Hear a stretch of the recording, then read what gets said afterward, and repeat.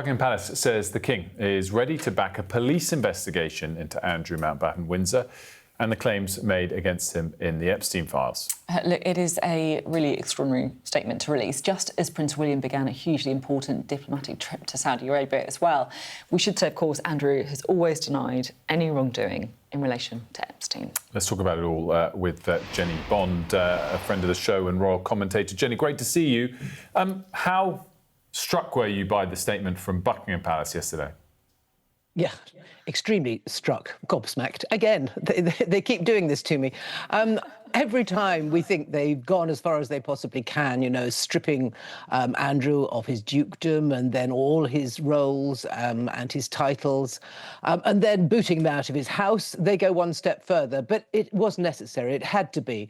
What they couldn't continue seeing, the palace, was the work of the royal family being overshadowed, hijacked by people in the crowd, often sole voices, often people put up by the anti-monarchy group Republic, but nevertheless, the shouting has come, the heckling has continued, and they had to try to put a stop to that. And I think there was a public feeling that the King needed to say more about this dire situation.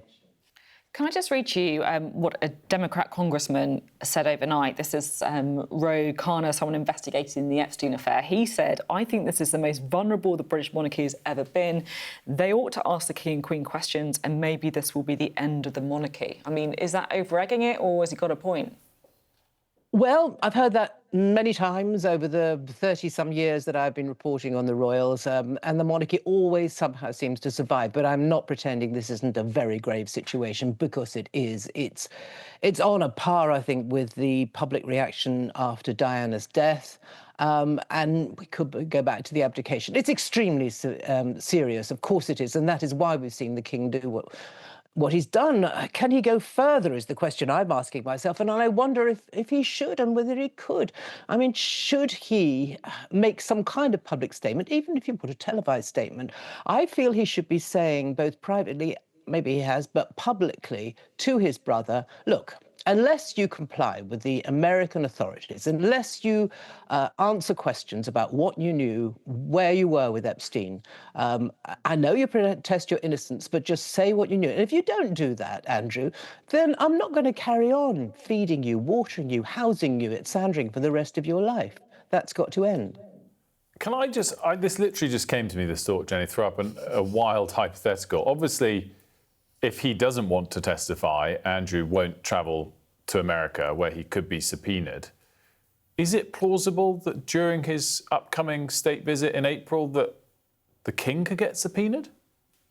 No.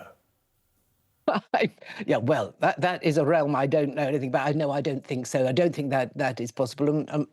No, I don't think the King could possibly be subpoenaed. But you're right to point to this upcoming state visit, which hasn't been confirmed. But if he's going to go to America, what is the situation going to be then? Questions are going to be lobbed at him. What about your brother, Your Majesty? I mean, all that's going to happen. So somehow this has got to be stopped. And I keep thinking that the palace has gone as far as it can, but maybe there's still more that they could and must do. What's the situation with whether or not taxpayers are still paying for Andrew, if that makes sense? You know, where's he living? Is he earning his own money? Is he getting money from the Crown still? Where are we up to? He's living on his brother's private estate. Sandringham belongs privately to the King, and he will be funding everything.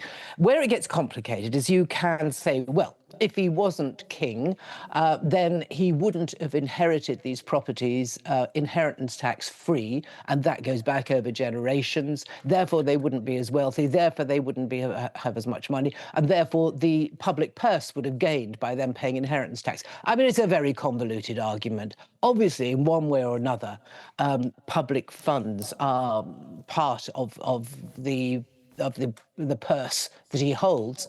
But in this instance, Sandringham is private, and he, we are told, and I believe him, is funding Andrew's lifestyle, such as it is, out of his own pocket. Yeah, but Andrew's not working. That's, I guess, you know, in the sense that most of us would kind of define it. He's not got a job, you know, down the fish and chip shop or something, right? No, not as far as we know. And of course, that's a moot point. Where has he got his money from in the past? And is he going to tap those sources? He's got friends in the Middle East still. He's got all sorts of friends. Some might say they were slightly dodgy in the past. Has he still got those friendships? And is he going to tap them for the odd tenner? I don't know. Jennie, great to see you. Thanks so much for joining us.